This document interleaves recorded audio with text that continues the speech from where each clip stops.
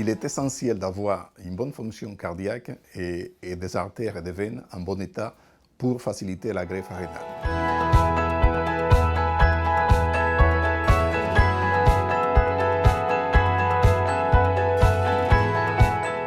Il peut y avoir des infarctus, il peut y avoir des accidents vasculaires cérébraux, il peut y avoir des thromboses ou des ischémies ou des nécroses des membres inférieurs. Donc tous ces problèmes peuvent être liés à un mauvais état cardiovasculaire.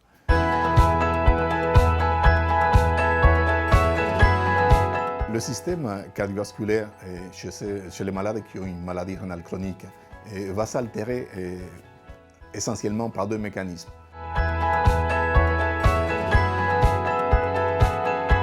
L'athérosclérose, c'est des plaques de cholestérol, de graisse, qui viennent se déposer au niveau de la lamina intima, au niveau des artères. Mais si cette plaque reste là et qui peut grossir et boucher l'artère, ça va donner tout ce problème d'infarctus du myocarde et accident vasculaire cérébral et puis d'autres complications cardiovasculaires.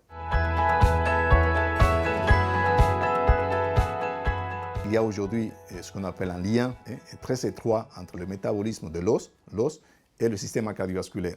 Le calcium et le phosphore dans l'os sont régulés essentiellement par une hormone. Enfin, il y a plusieurs hormones, mais essentiellement une hormone qu'on appelle la parathormone, la PTH. Et cette hormone PTH va aller au niveau de l'os, stimuler la résorption osseuse, stimuler le relargage de calcium et de phosphore. Et cet excès de calcium et de phosphore peut se déposer au niveau vasculaire, au niveau de la couche musculaire et provoquer l'artériosclérose. Dans cette dernière, qui touche la plupart des malades avec une maladie rénale chronique, en fait, les artères deviennent trop dures, trop rigides, ce qui provoque une hypertension artérielle. Cette hypertension se traduit au niveau du cœur par un épaississement des parois du cœur, donc une hypertrophie ventriculaire gauche.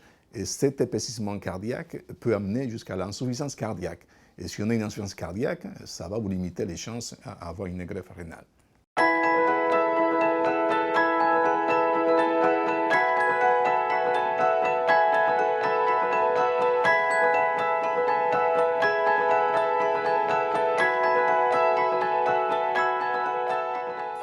Plus on vieillit, plus on avance dans l'âge, plus on va calcifier, rigidifier nos artères.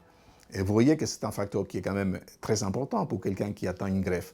Donc le message est clair. Donc il faudrait, quand on a une maladie rénale chronique, qu'on soit inscrit le plus vite possible sur la liste d'attente des greffes. Il ne faut pas attendre l'âge de 75 et 80 ans avant d'être inscrit sur la liste des greffes. Il y a aussi l'activité physique. Donc ce n'est pas bien d'être trop sédentaire, ne pas bouger. Plus vous bougez, plus vous mettez en fonction votre système cardiovasculaire. Donc plus on va fluidifier le sang, et améliorer les performances cardiaques et améliorer tout le métabolisme des sucres et lipides. Donc tout ça, ça va nous protéger contre les calcifications vasculaires et avoir un bon état cardiovasculaire.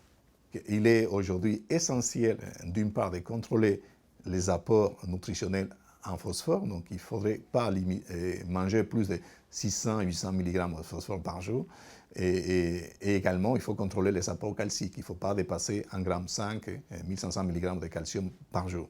Mais ces deux facteurs calcium et phosphore peuvent être aussi contrôlés par des médicaments. Le respect de la prise médicamenteuse, aussi bien pour le chélateur de phosphate, comme pour le calcium, comme pour le contrôle de la PTH, comme pour le lipide, les statines et d'autres médicaments, est essentiel si vous voulez arriver avec un bon état cardiovasculaire au moment de la greffe rénale.